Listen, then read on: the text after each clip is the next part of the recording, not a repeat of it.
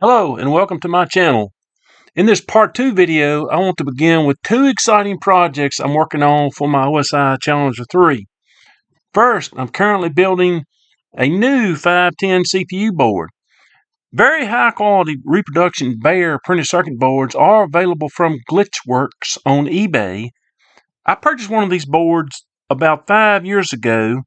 It's the revision C of the board, the last revision from OSI. Now, I really need to put some shout outs to Jonathan at Glitchworks and Mark at Mark's Lab for making this project possible. Thank you, Jonathan and Mark.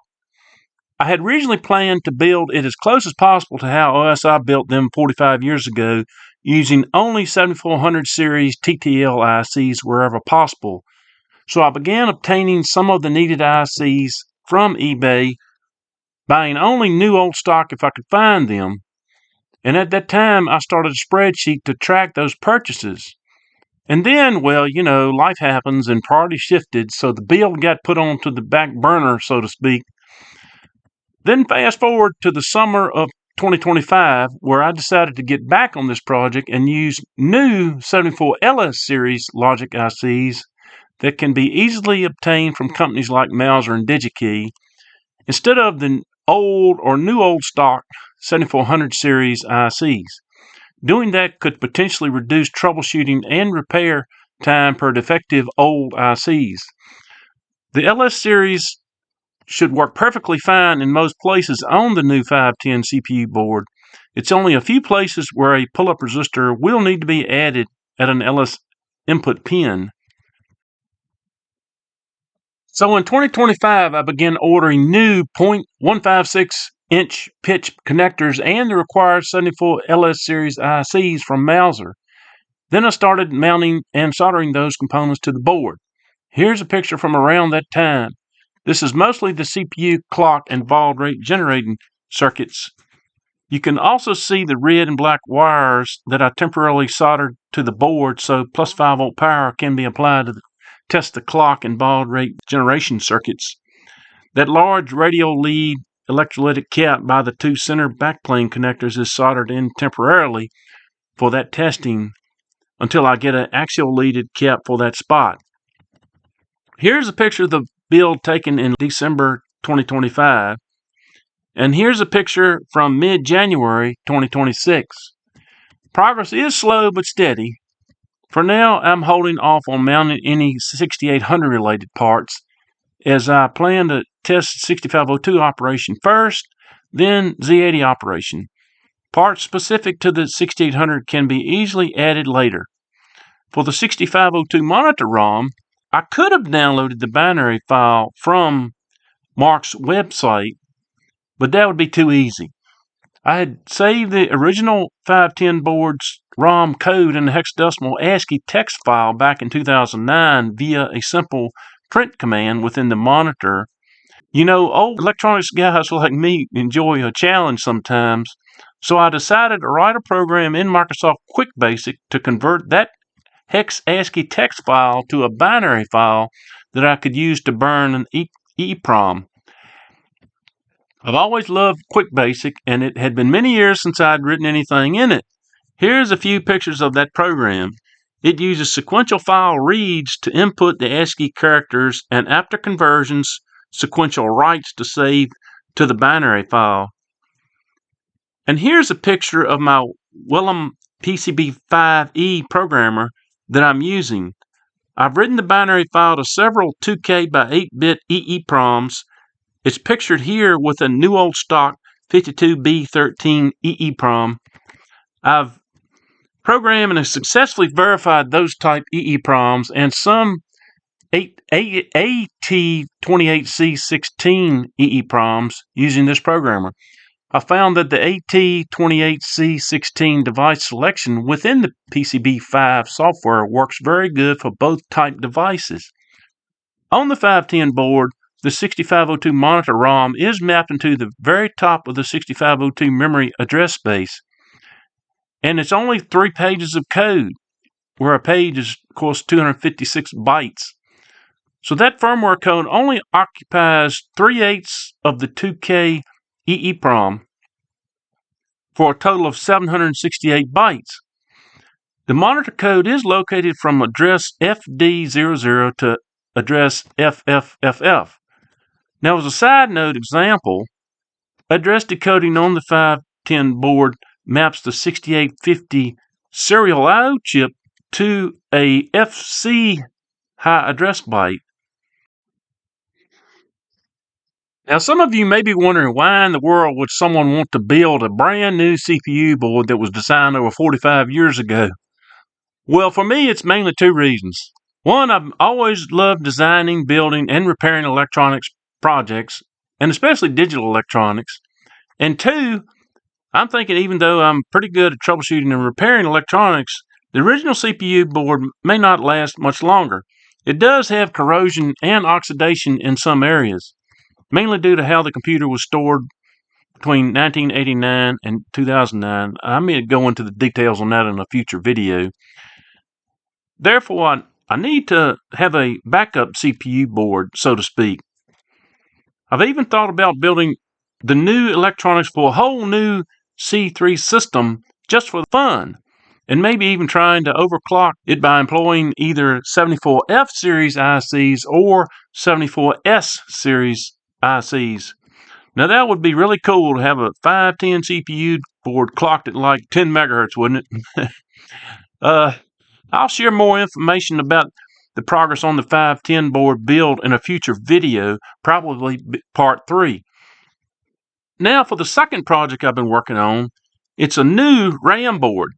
This board will have 8 banks of 56K non-volatile RAM using a Cypress 512 KB static RAM and a 20mm CR coin type battery, among other components. For the bank switching, it will use 3 of the 4 upper address lines from the 510 board. That's address lines A16 through A19 available on the 48-line backplane and are generated by the 510 CPU board's 6821 PIA chip and a buffer IC on the 510 board. That's something that I forgot to mention in the part 1 video when I was showing how the 6821 is used in the processor selection circuitry. Only one bank of the 8 will be needed to run CP/M, of course. I'll need to write some simple programs to control the bank switching. I'm designing this board with Express PCB Plus software, and I'm planning to have one made and assemble it soon so CP/M can be run on the Challenger 3. Now hang in there for the next 60 seconds or so if digital logic design interests you very little. I was originally designing this RAM board for 8 48K banks, but then I realized I needed at least one 56K bank to run CP/M. To do the address decoding, the 48K version only needed one 74LS00 quad NAND gate and one inverter of a 74LS04 hex inverter. It was just that simple to do everything for the RAM chip's 3 active low inputs: the chip select input, the output enable input, and the write enable input. However, for the 56K version, a 74LS138 decoder is also required to do the additional address decoding. That's because the 56K is not contiguous. C000 to CFFF must be skipped over. That address space is reserved for non-memory type boards connected to the 48-line backplane, such as the floppy disk interface board and the printer interface board. This is because of the memory mapped I/O requirements of the 6502 and 6800 microprocessors and how OSI designed the computer's memory map.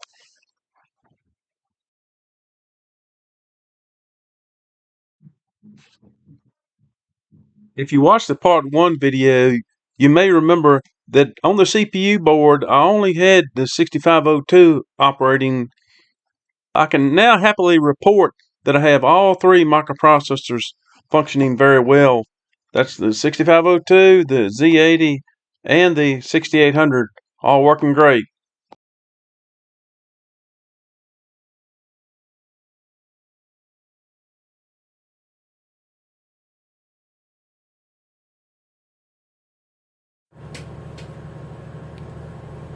Okay, on this connector, this 12-pin connector on the CPU board, I've added 8 LEDs. This is the B port of the 6821,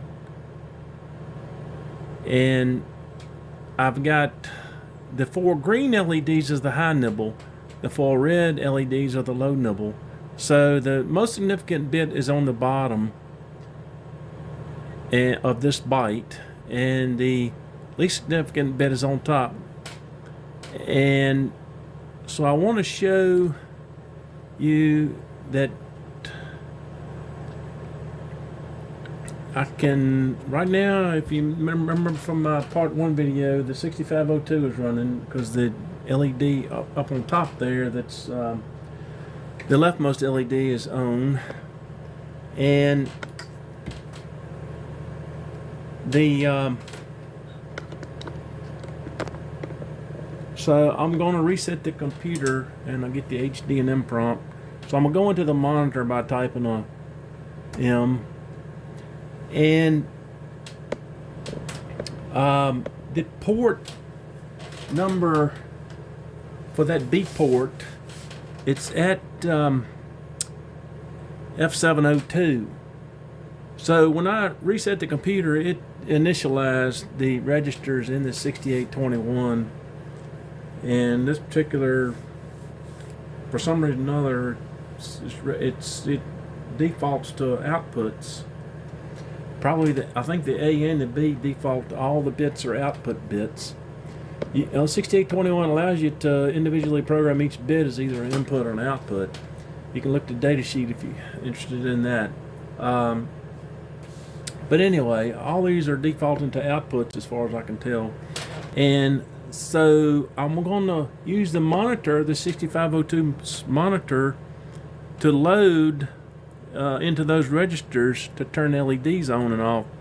So the memory location is memory mapped IO, so it's F702, and I'm gonna load an FF, and you'll notice as soon as I type the second F, watch what happens. All the LEDs turned on.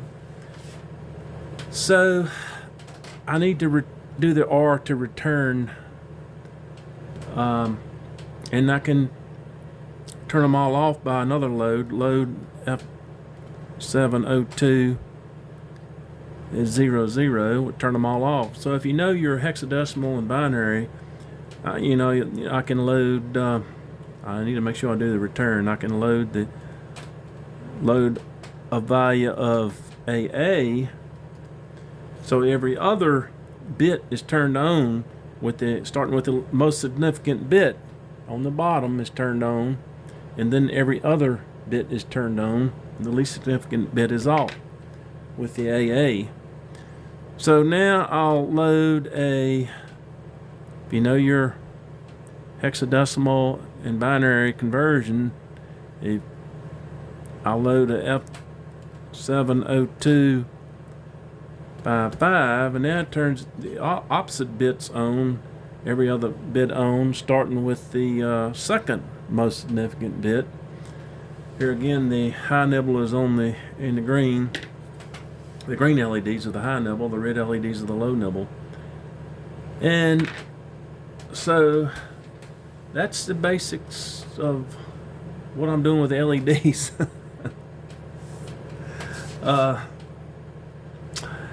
And let's see, I could do a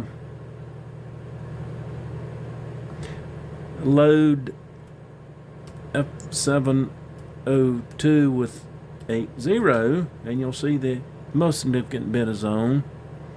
And I can load a F702. Here again, this memory mapped IO. Everything about this computer is basically memory mapped IO, except even the Z80. Even the Z80 has IO commands, but I don't think they're utilized on this computer. I think it still uses memory mapped IO. So anyway, so I can load a 08, and you'll see the most significant bit of the low nibble is on. So if you know your binary, that's pretty neat. Now, I will be honest, there's one thing about this I don't understand. I hadn't figured it out yet. But to me, that should be inverted. So when I load a FF, they should all be off. When I load a 00, they should all be on. And that's because I have the anodes of the LEDs all connected together and hooked to plus 5 volts. So when the output from the 6821 goes to 0, it should turn the LED on. But I'm seeing, so it's basically would be inverted to that. But by the way, I've got the LEDs hooked up. But so I'm still puzzling with that, why it's not looking like it's inverted. Since I've got the anodes, of course, connected to plus 5 volts, and so you ground through the current limiting resistor, you ground the cathode to turn it on. But I'm seeing the opposite of that. So it looks like it's not inverted, but to me it should be inverted. So it must be something in the configuration of the 6821 that inverts them. So it looks like it's true logic when the LEDs are on or off.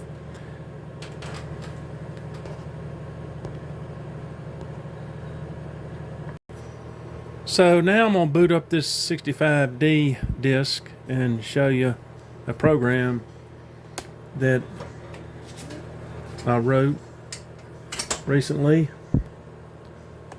And I've already hit the reset button so you can see the HDNM prompt there.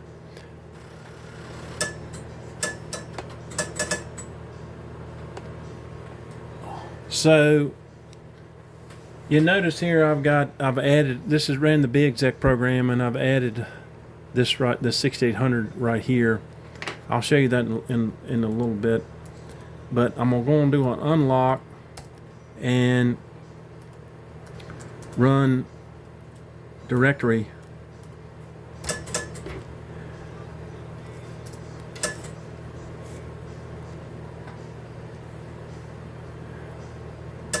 And the first program I want to show you is this program right here. It's on track 33, the switch SW6801. So load that up.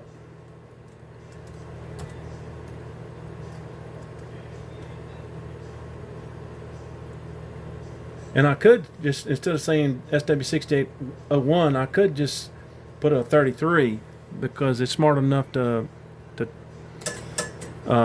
know that that's a track number.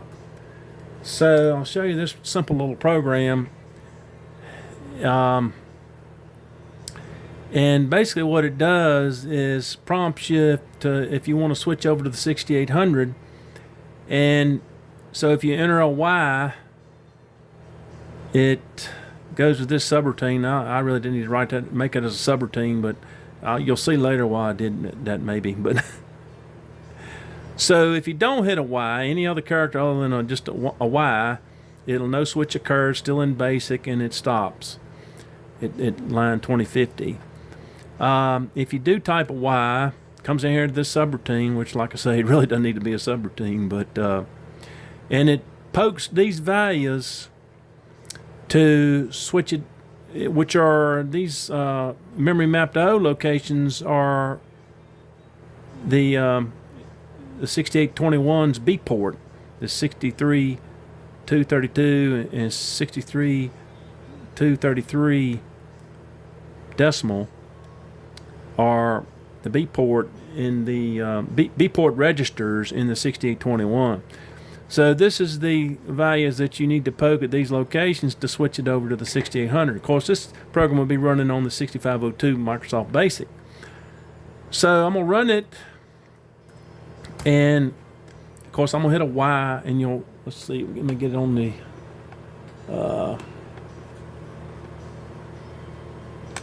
LED there at the top. Of course, we're on the 6502 right now. The leftmost LED up here at the top is on. And the middle LED, red LED, is for the 6800, and the rightmost one is for the Z80. If you saw my part 1 video, you remember that. So right now it's on the 6502 microprocessors running, and so I'm going to hit a Y type of Y, enter, and you'll watch the LED. It's switched over to the 6800. And to show you that the monitor, the 6800 monitor, I'm going to type P, and you'll notice it put a space after the P, so that's how you can tell between the 6800 monitor and the 6502 monitor. The 6502 monitors doesn't put the space after the initial character that you type. So I can do a P 0000, for example, and at the bottom of the memory. But what I wanted to show you next is I can write to the port. If I load F702 with the value of FF, now when I hit the second F, it's when it loads it into that memory mapped IO location, which is a register in the 6821. I hit that last F, and you can't even see the screen now, can you?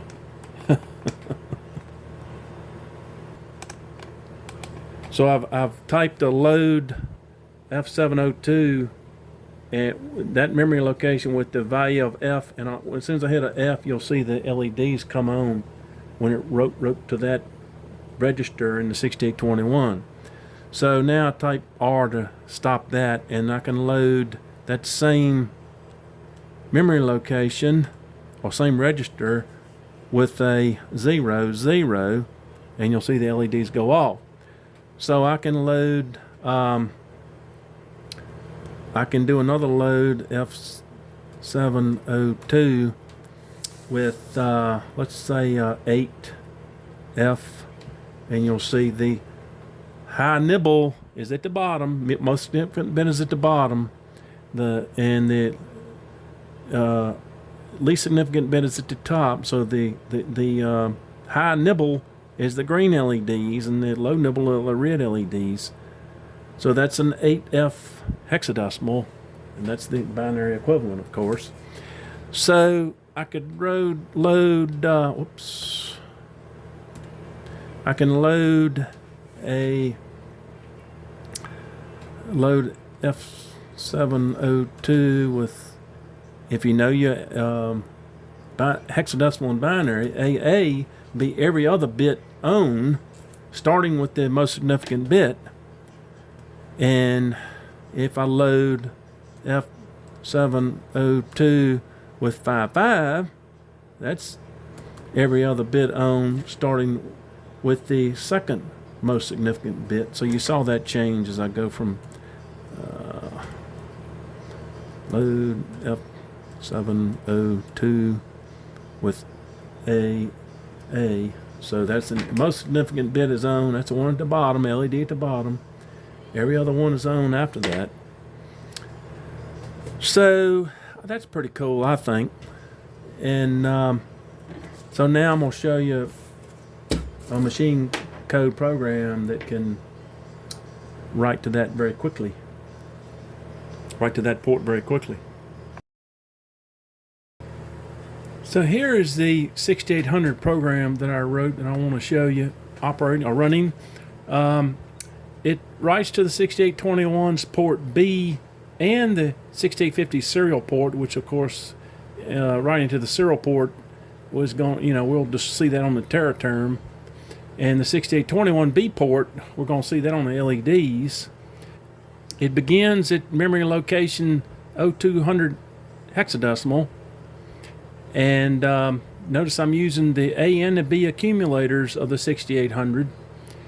And so I load the A with basically the value for an exclamation point in ASCII, which is 21 hexadecimal, 31 decimal.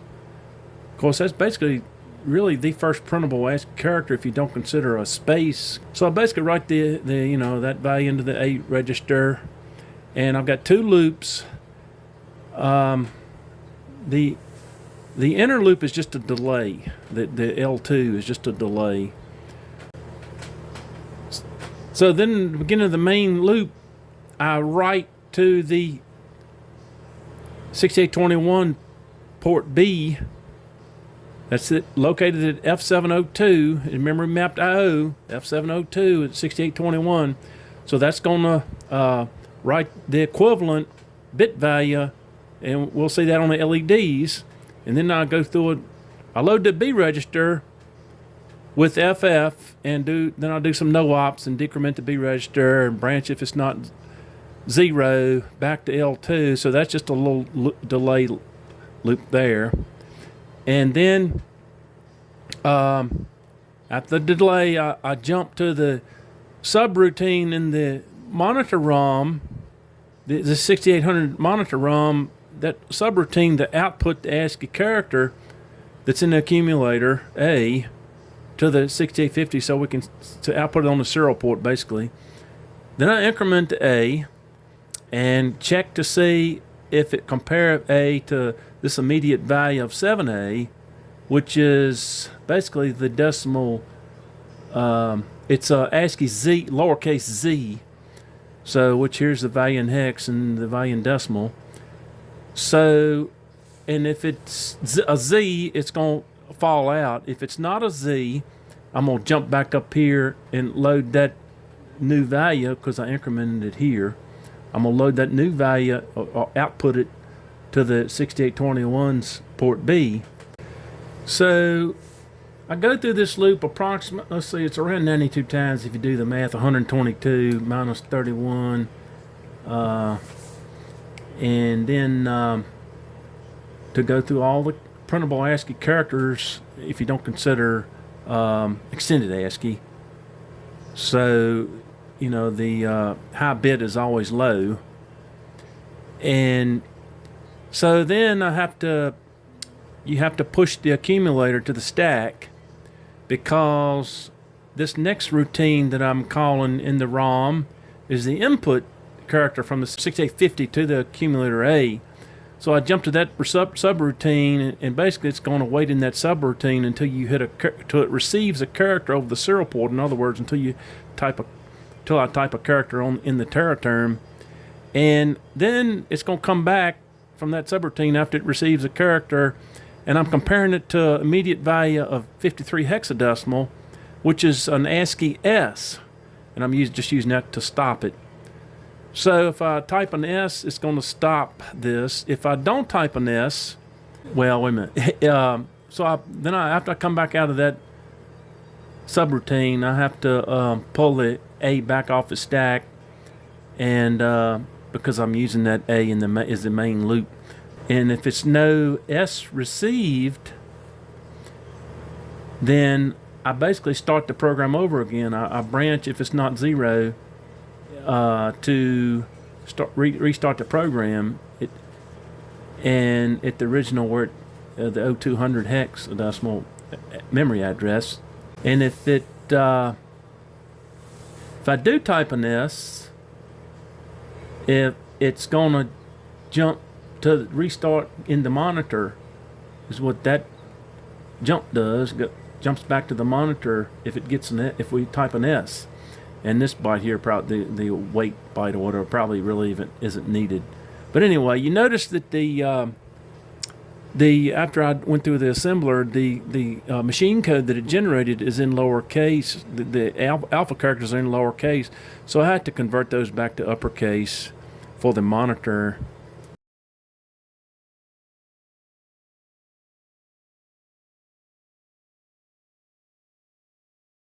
So here's the text file that I created using basically that machine code in that last notepad file I showed you. And here's the L to load the monitor. You know, the monitor takes that as a load, and then the memory address. And here's all the bytes, the machine code bytes. And you notice here at the end is the jump to the subroutine in the ROM, and then there's the wait, and then the R to return or stop.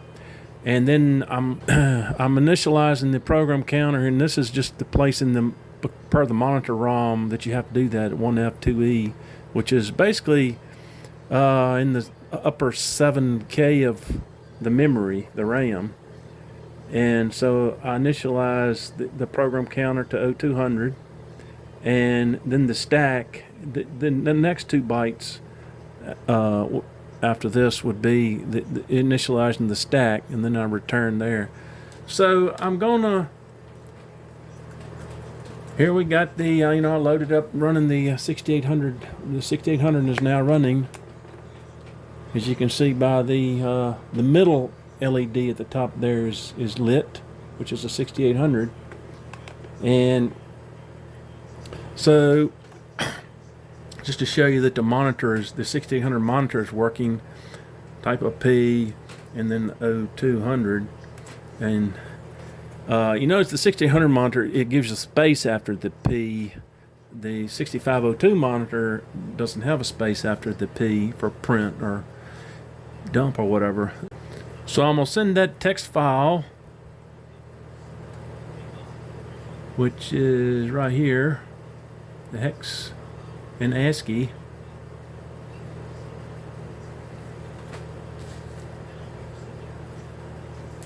So we've got it loaded in now, and of course you see that loaded, starting at memory location 0200, and you see all the machine code here, and here again this there's like the jump to the subroutine in the ROM, and then the wait, which is probably not needed, and then I initialize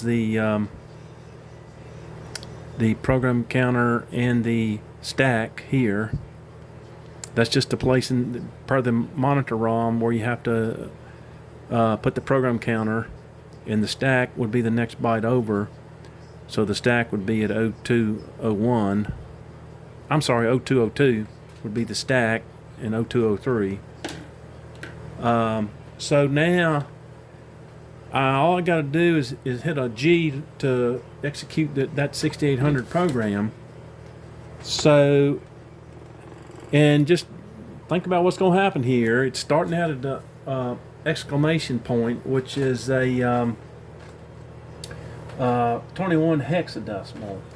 So, because as I was saying earlier, it's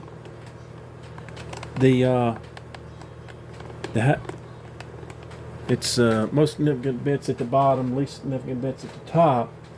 So as far as the first nibble, it's going to count through very quickly, of course, and so I'm going to type a G to go, and you see it ran that quick, and I didn't show you on the computer.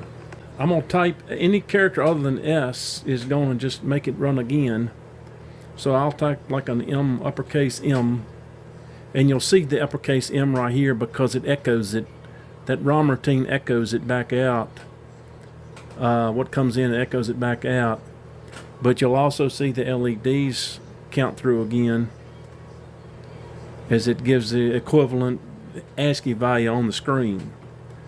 So if you notice that the last character that it printed is a Y, a lowercase y, and that's a bit pattern of 79 is a ASCII code for a lowercase y. So it runs that quick, and that's running at 2 megahertz. Counts up about 90, was it 92, 91, 92 or something, that quick. Now that's running at 2 megahertz, like I say, and you won't see that much change. If I switch the computer over to 1 megahertz, you'll notice the light's on now, so it's at 2 megahertz. If I switch it over to 1 megahertz, it's not going to be that much change because the limiting factor, or the bottleneck, so to speak, is the 2400 baud serial port. So you don't see that hardly any difference, even though I got that little delay loop in there. It's so fast. I mean, it runs through that 255 or 256 count, that delay loop so fast that it, it's not, here again, the bottleneck is the 2400 baud serial port, so it's not that much difference between 2 megahertz and 1 megahertz. But I just wanted to show that that's how I load in 6800 code now, and that's how I've always loaded in, well, since 2009, how I've always loaded in the 6502 code. Of course, I didn't need the utilities to do that. I just do it straight from the monitor, the 6500 monitor that comes on when you turn the computer on, that's running when you turn the computer on. Now I wanted to show something else. I've got a disc here that's a 6502, a 65D, basic, like I showed in my first video. And I'm gonna boot it up.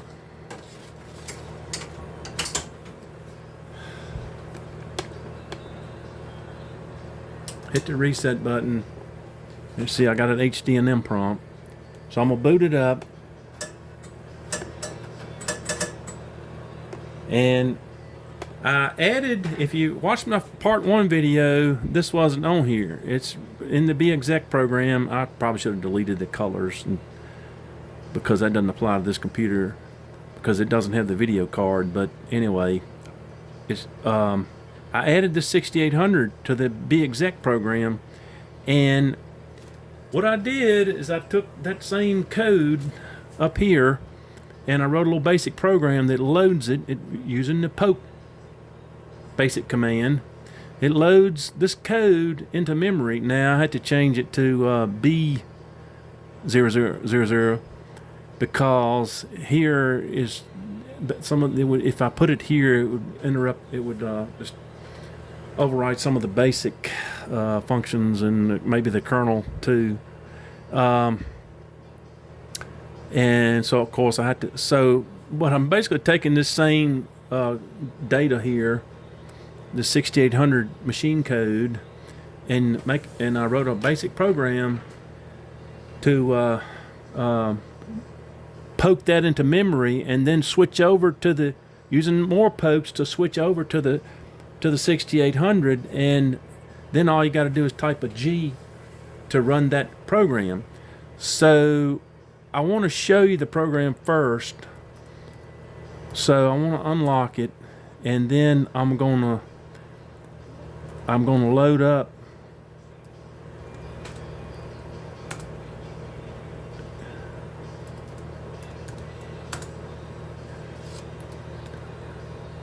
the program that I wrote. And I forgot the quotes.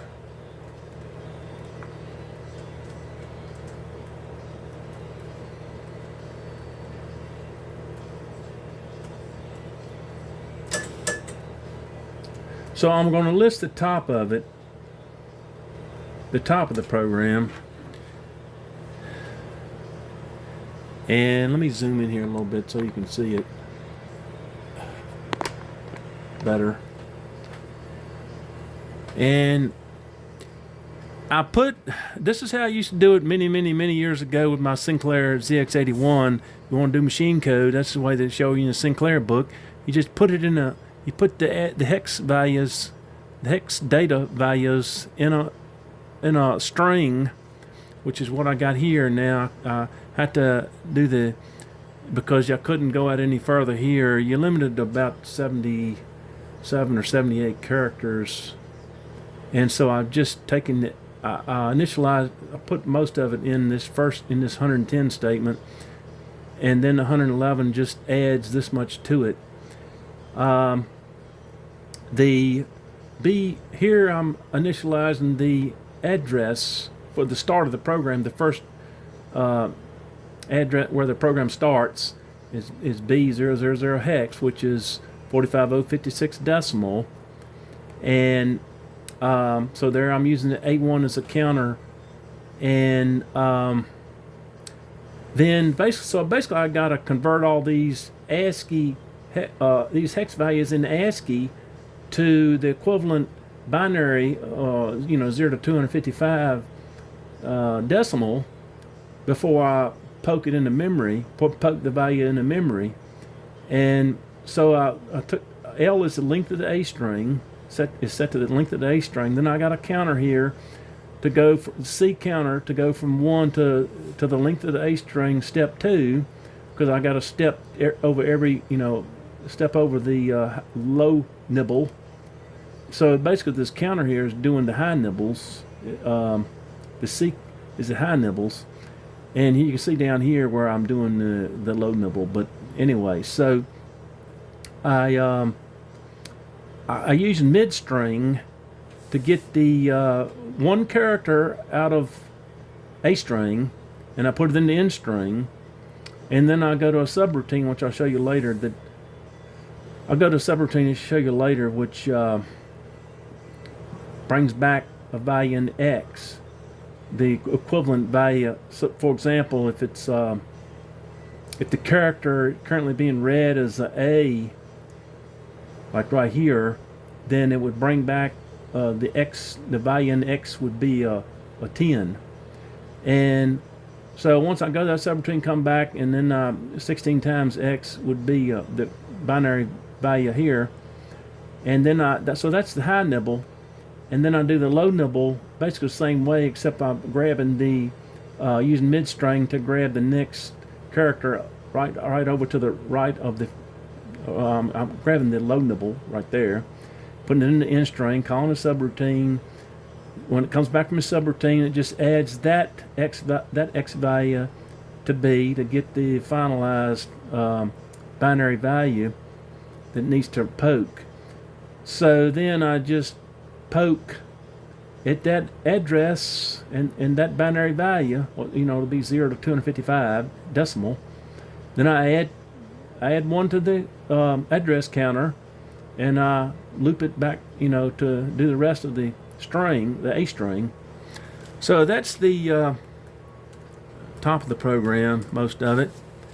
So now let me show you the bottom part of the program, starting at 2000. Well, let me show you the subroutine first. It's just takes that end string value, and like for example, if it was end string was 5, a 5 string value, it would come back. It would convert that to put that into X, the numerical value of 5, and then these if statements would be skipped over in that case, and it returned. But if say the value in string was an F, then I believe what's going to end up here, X is going to be a 0. I'm not 100% certain about that, but anyway, and then it'll come on down here and it says F is, so X has got to be a 15. So then it's going to return. So that's a real simple little subroutine. I know there's better ways of doing it, but that's just the way I did it in this case, in this program. So let me list through 4,000 ought to be good enough. And to see the bottom of the program, less the subroutine. So here's where what I showed you before, to get the main program put into memory, and that's the end of that. And then I got to initialize the program counter in the stack. Now, so here's the string. The A string is now this because the beginning of the program is going to start at B000, which is 45056 decimal, and the actual place that the monitor needs to see the program counter is here, the 1F2E, like I showed you when I was doing the first, just doing it straight from the monitor. And so here's where I'm setting the A1 to count for the memory into to that value in decimal. And I didn't know whether this was going to work or not when I first did it, because I know that's probably overwriting some of the kernel code, or the even some of the Microsoft 6502 BASIC in this area in the memory. This is a decimal value, of course, but I basically do the same thing. I take the L as the length of the A string, and I set this counter from 1 to L, step 2, and the same thing here to get the to write the value, to poke the that new address starting at 7982, and the binary value, or the binary value right there, and then I increment the counter, and next C it jumps back up to here to finish that off, to go through the entire string, this entire string, and putting that into memory. And it's only 4 bytes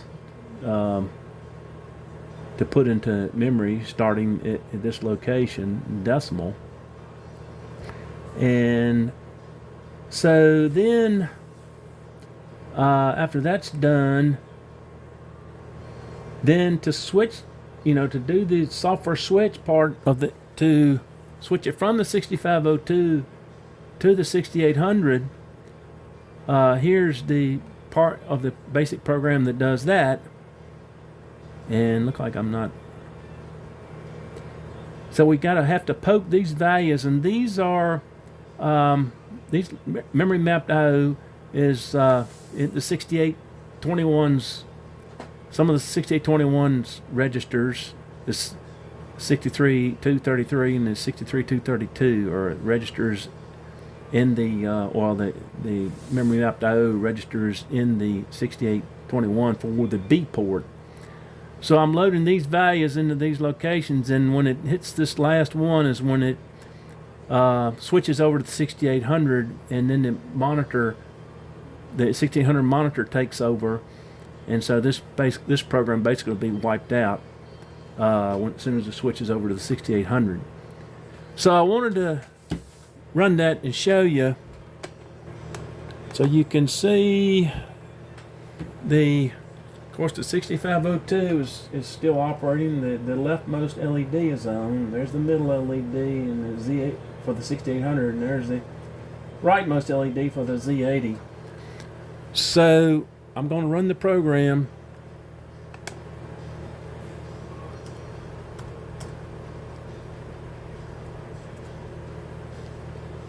So it begins by it's telling me the memory location and the data value that it's poking into these. This highest.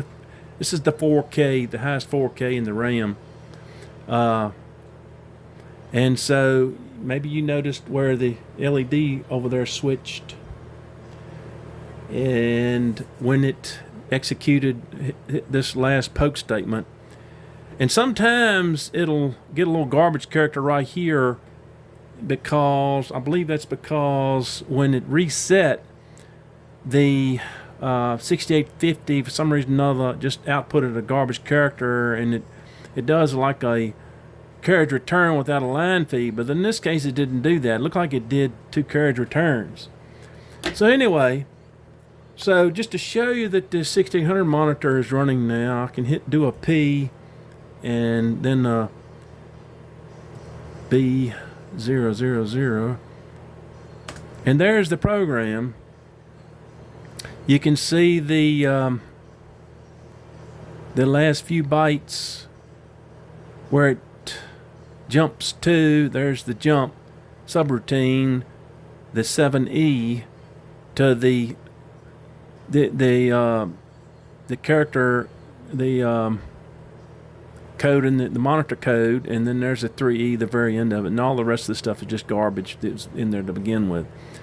But there's the code that I showed you previously, all that, the machine code, data bytes in ASCII, actually in hexadecimal. I'm going to check the program counter and the stack pointer, which is at 1F2E. So you notice that the program counter is B000, like it needs to be. That's where the main program begins, or the program begins. And then there's the stack initialization. So, I've taken the Microsoft Basic 6502 basic program and loaded this 6800 machine code in, along with initializing the stack and program counter. And of course, you saw the program running. So now all I've got to do is hit a go, or G to go, and watch so there it is, the same thing I showed you previously, but loaded with the Microsoft Basic. So I can hit any character other than an S will cycle through the codes again. And like if you hit you'll see right here is the cursor position. If I hit a M, you'll see that echoed, and it did the 90 some bytes or 90 some characters, 90 something, about 92 I believe. If I hit a N, you'll see the N here when it echoes it, and did another 91 or 92 or whatever characters. So you basically, and I hit a S, it's going to exit out of my program and back to the monitor, and show you that. I can do like a PB000. So there's the program, machine code. But now when I did if you look at the program counter now, it's gotten rewritten per the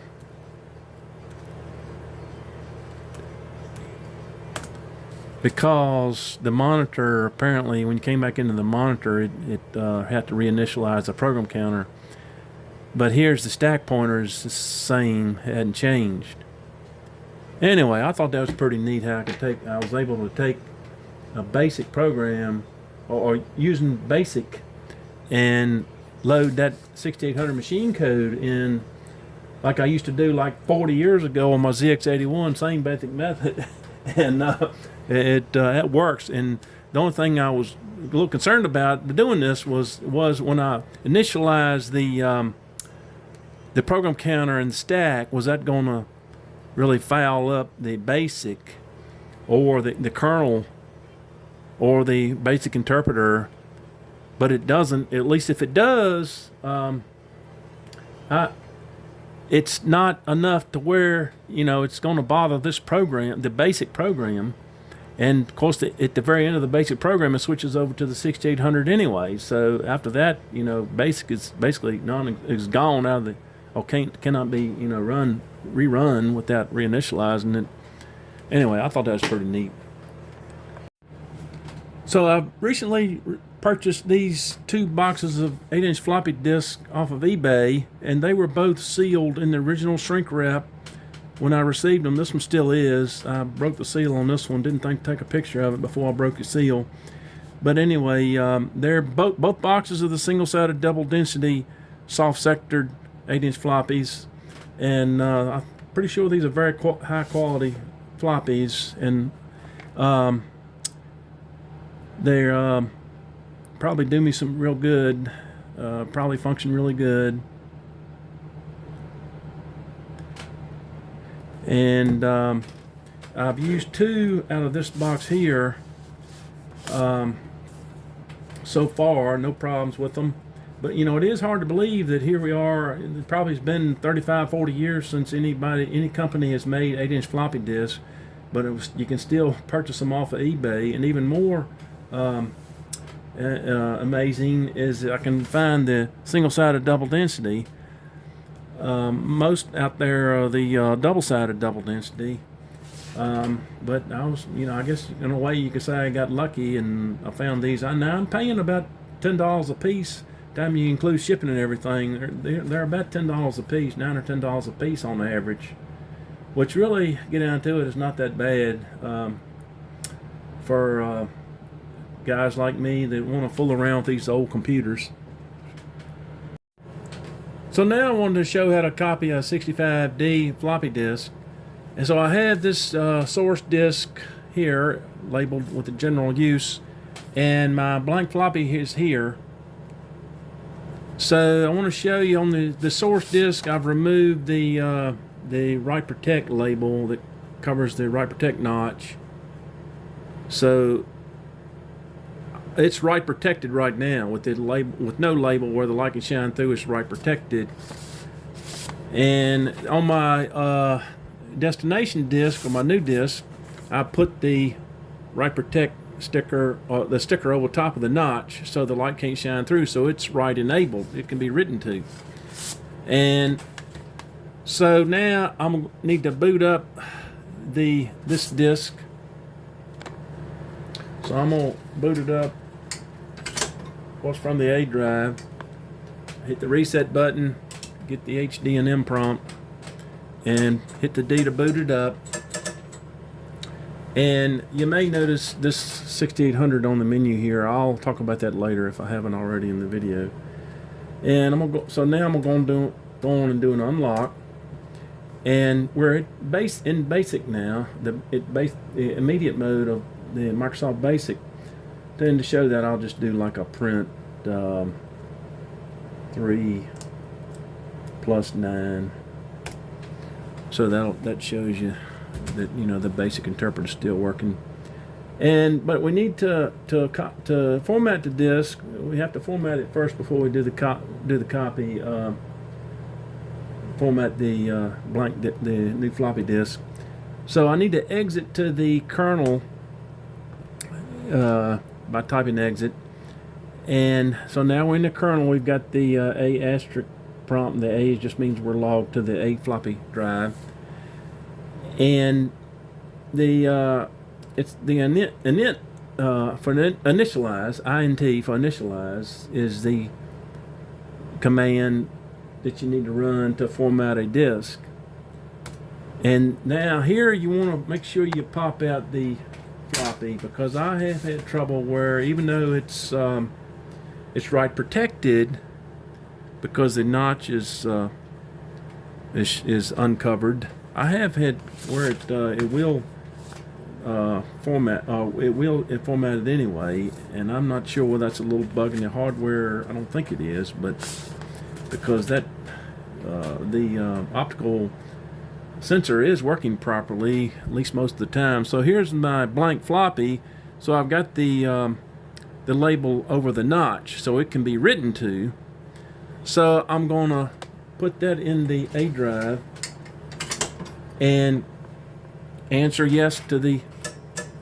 So it begins formatting the disk, and you can see the head pad on the top moving. Is it from track 0 all the way up to track 76 right now? Just putting the formatting information on the soft sector disk. So it finished and it ended at track 76. So now I need to run another command. Well, now is the time. I need to pop the newly formatted disk out of the A drive and put it in the B drive, and get my source disk back in the A drive.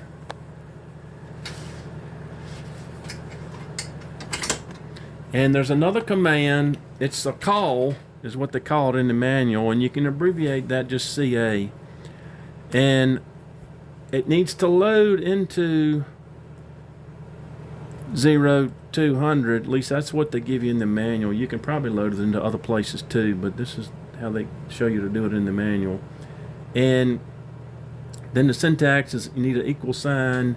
And for 8-inch floppies, it's a program on track 1 and it's sector 2. So you have to load that up.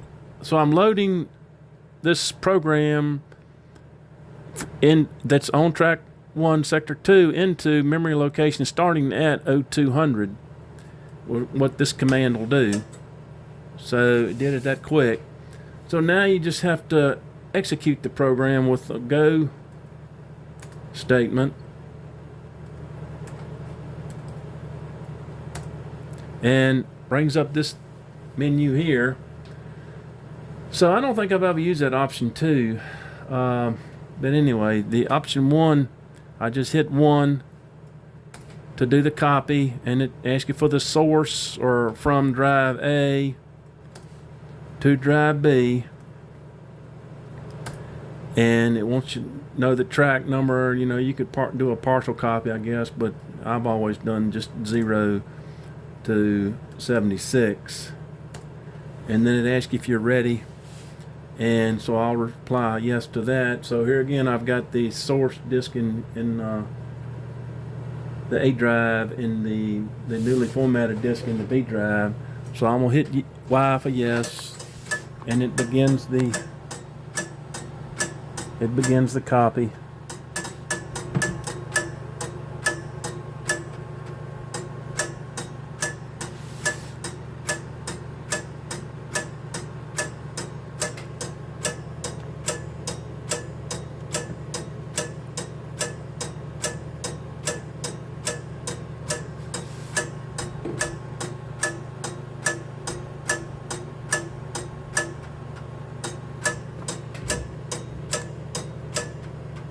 And see here, these tracks are blank, so it can go a lot faster because it's basically no data to copy. All those tracks are blank. So it finished, and it just asked me if I want another, to do another, so I'm going to take note of that. So we should have a newly created floppy. So now I can go back to basic if I want to. I can do a return to basic. REBA. Well, I thought I could. Maybe I can't.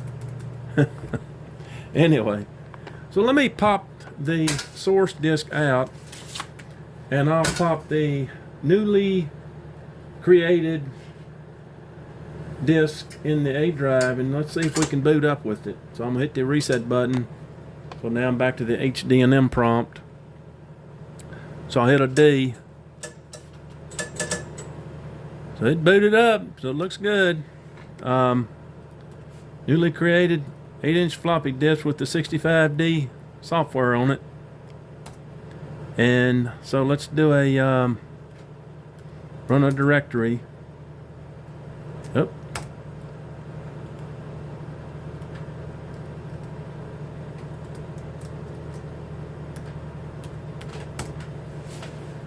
Well, if I could type, if I could watch what I was doing.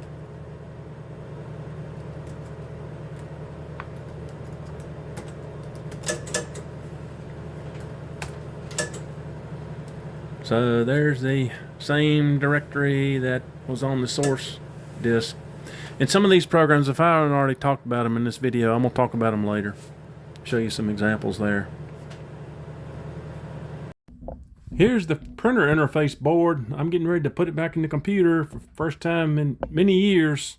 And you can see the cable for the over to the connector that plugs to the printer. This is Centronics type interface, parallel interface. I never was particularly fond of how OSI did these cables. You know, I always wanted to keep this computer as original as possible, and so I haven't changed it. But you know, I'm tempted to replace this cable with something that's jacketed and more professional looking. One of these days I might do that. I don't want to, you know, the computer itself, I don't want to drill any holes or anything into the panel or anywhere on it. I want to keep it original as possible, or at least where you can go backwards and not have, you know, holes and all drilled in. You know, I thought about putting holes in the front to put the LEDs for the CPU, which CPU is active, but I'm not going to drill holes in the panel, or I'm not going to drill holes anywhere on the computer. I'm tempted to drill some holes in the drives and put those 3 LEDs up here in one of the drives, but I don't know if I'm going to do that or not. Anyway, back to the printer interface board. It's not very many ICs on, you know, like I said previously, this is the same bare board that's used for the floppy disk interface, except this just has less ICs on it and is configured a little bit differently. But it does have the 6821, just like the floppy interface card. Here's where the 6850 would go on the floppy interface card. These two are some Signetics AT26 data bus transceiver ICs. And the address decoding is done down here, and you can see jumpers where they configured it for a certain address. Over here, some several 7417 buffers. They're open collector that drive the output lines, and there's some pull-up resistors under here. Maybe you can see. But I'm getting ready to put this back in the computer for the first time since probably 2009, and we're going to see if I can get it hooked up and working, hooked up to my Epson printer and working.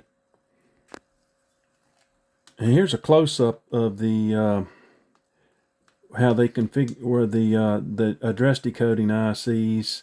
I believe this is the 8-input NAND gate, and this is the inverter. I detailed this a little bit on the floppy interface schematic that I showed earlier in the video. You can see where they cut the traces, and 3 of them here, and then put these 3 jumpers in to, I believe that's bypassing the inverters when they did that. So now I have the printer interface board installed in the computer, and I've just plugged it in the very front slot right next to the floppy disk interface board. And I didn't run the cable out of the wiring harness out of the hole in the back of the computer just for this test. I've considered this kind of a temporary test. And I've got the cable run over here to the Epson FX-850 printer. Maybe you saw my short on this or the video itself. So we're going to give it a try. So I turned the power on and no smoke from the newly installed printer interface board, so I guess that's a good sign. So now I'm going to boot up my general use floppy, 65D floppy. And I got a HDMI prompt on in the tare term. So I'm going to hit a D to boot it up. And I'm going to go and do an unlock so I can, well, thought it was. And I'm going to run a directory. The quickest way to test this, I believe, is run a directory and then list on line printer instead of device, and I haven't turned the printer on yet. Okay, so I got the printer on now. Maybe you can see the power buttons, LEDs, indicator front panel LEDs. But anyway, so let's hit a Y. And nothing happened. And I think I may know why. It's online. It says it's out of paper. And it's still not printing. So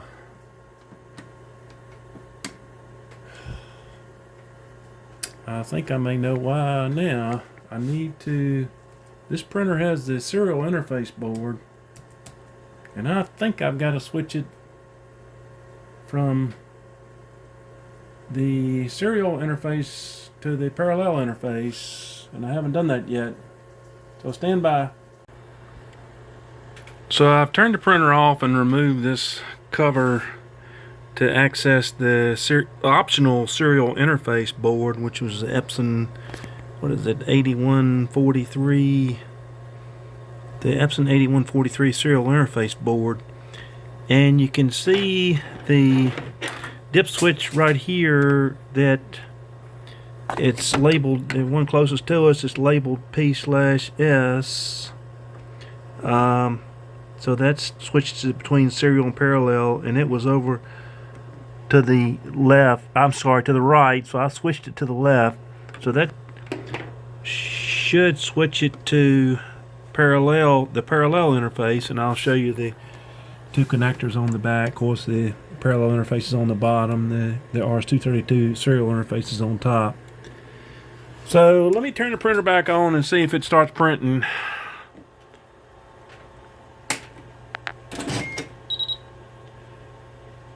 And let me go to, and there it is.